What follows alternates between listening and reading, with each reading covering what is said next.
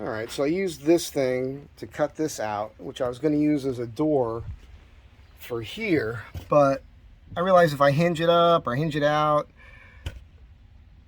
I need room for the door to swing, so I decided just to make it a cubby, and obviously that's my Smittybilt compressor. This is pretty crazy what happened here. I actually had a piece that was about 90 inches long that I had glued up, kind of milled, you could see. That was exactly what I needed height-wise to fit this fridge on this tray inside here. I mean, I can't believe how perfect that was. And then that allowed me to take the two pieces of plywood I had up here as lids that the bed was holding down with just the weight of it. And it allows me to feed into here, you'll see from the other side. So I was able to get my hiking stick. I got this old BB gun in there I just like to have for fun. Plinking, cans and stuff when you're camping, something to do. Being a Marine, you like firearms and stuff. And I put these pieces of aluminum on here, keep it from sliding forward. I took that cheesy box out. I'm going to build a box. These are going away. If I decide to keep them, I'm going to put them along on that white that you see, the steel. That piece of wood's going away. So I could do riv nuts and a wide piece of something, wood or metal, and all those will fit right across there. Boom, boom, boom, boom, boom. Even I can fit a couple over here. Then there's going to be a cabinet here. The cabinet, I don't know, I think I'm going to have a lid that lifts with a shelf as a compartment and a big cubby or something. I'm playing with different ideas because one thing I realized is this bed is exactly as long as I am. I'm 5'9". That's how wide it is here between the glass. I could just squeeze in it. If I get on an angle, it's perfect. I had two people my size sleeping on this thing at one time. And, I mean, she didn't sleep great, but neither did I, but you can get two people to sleep on there if you had to. But if I'm by myself on an angle, it's fine. And then when I was traveling, at one point I had my cooler out here, or I had a big vacuum, and I put a piece of foam on it, and I could actually sleep that way. So one of the things I was considering is having a cabinet with like a full extension pull-out that's at the same height as that platform that I could put a piece of foam on, and if I want to, right around this area here, I could sleep lengthwise that way. So it'd be like an L-shaped bed. I don't know what I want to do with that. The other option is I'm considering losing the platform, which I really like because it gives me this garage space for tools and everything. I can keep this all open. This is like a living room. When the seat swivels, creates a ton of space here. I can actually work out in here. I've done push-ups on this thing. It's pretty amazing what I'm able to do in this tiny space. But I am considering something more along the lines of a Westphalia layout where I have a cabinet on top of this that goes from that pillar back straight up to the ceiling, cabinets. And then here it would look like a sofa sort of thing that pulls out to a bed lengthwise here. The thing I don't like about that is you have to set it up every night. Whereas this is here all the time. Just makes life so much easier. It's hard to make a decision on that. So it's just about living out of it for a while. I mean, this trip won't be that big of a deal, but I don't know. I don't know what to do. I'm leaning towards this with the possibility of that pull out. If I want to stretch out that way, it's always an option because I love having this space here. This, as we know, in case you don't know, this folds down, becomes a table. And there's a lot of crap just crammed in here and stuff I don't need. I really need to go through it all and organize it and get rid of a lot of it and streamline it. But because I'm not a full-time van life person, this is my only vehicle. I use it for those sorts of trips. I'll start toning it up and down and moving it around, and I'll dial it in just right. And then as far as like longer excursions, I'll be able to pack everything here. I might even make a kitchen box sort of setup that, this is easy for me. This is what I do for a living. So I can make a kitchen box that basically has that in it and some other things that I can figure out a way to kind of lock it in place, bolt it in place, and pop it in when I do some crazy road trip. And then when I don't need it, stick it in the shop somewhere. Keep this area open. I mean, these fluids and stuff I got to put up front, and then this is going to be where I'm putting all my, spices and whatnot for when I want to cook something on this trip coming up here. You guys know what's going on here. But this is a big deal. Getting this compressor in and out of here easily. That was a big deal to make happen. And again, that's just temporary because I've been told. Are you watching this, George? I've been told I'm going to do this compressor system is going to mount underneath the vehicle. When that happens, that'll just change out. Maybe I will put a door on it. What I might do is a slider, like what I have here. Got a bunch of stuff crammed in here I probably will never use in there. So I can do that here, and it matches everything else. And then that might make the most sense. I got some magnets here I found, which is great because I have some screen material.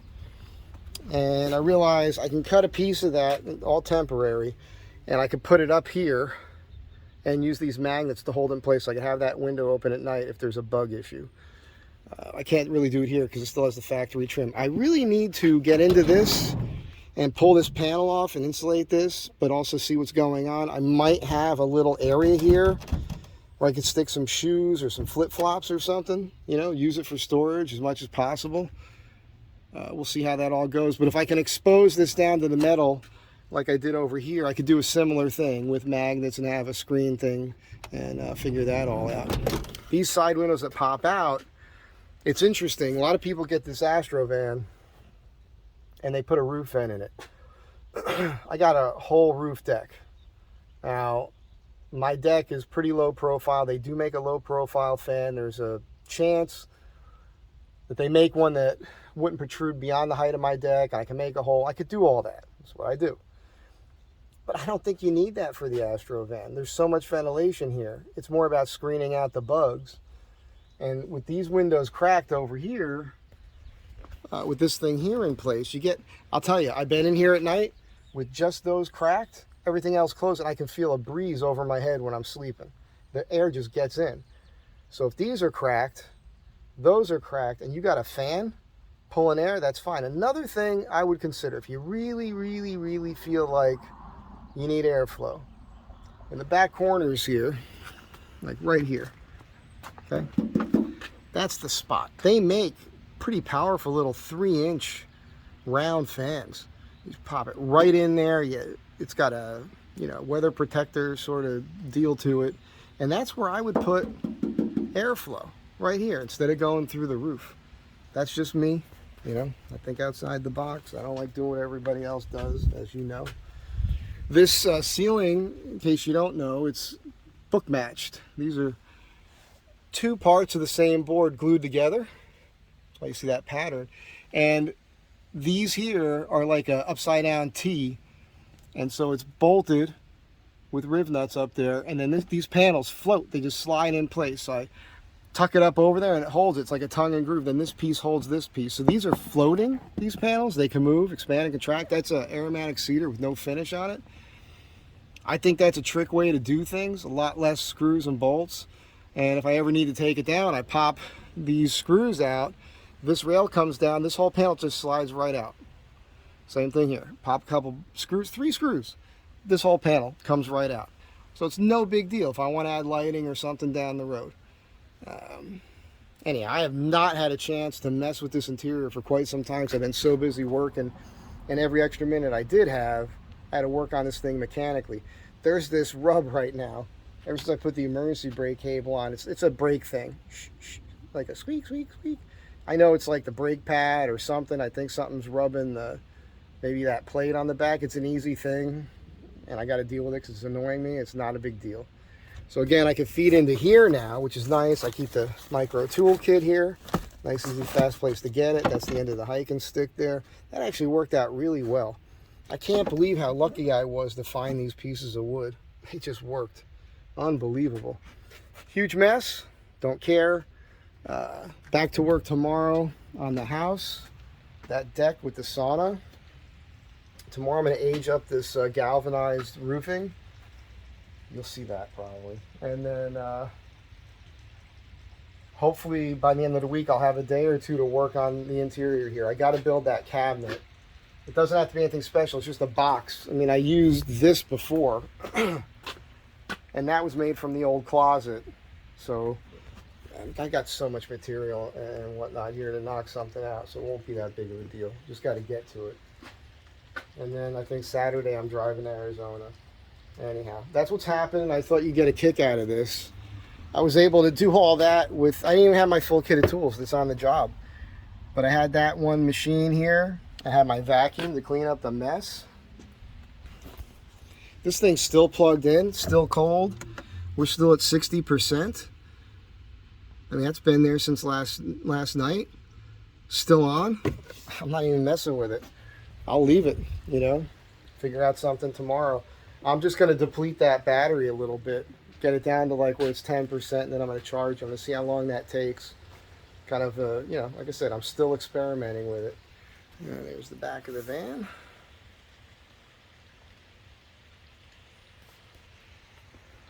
Yeah.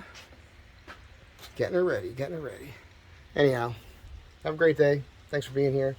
Catch you guys next time. You'll see what happens with this. I guess it's not the end of the video. I just want to point one thing out here. This is an experiment.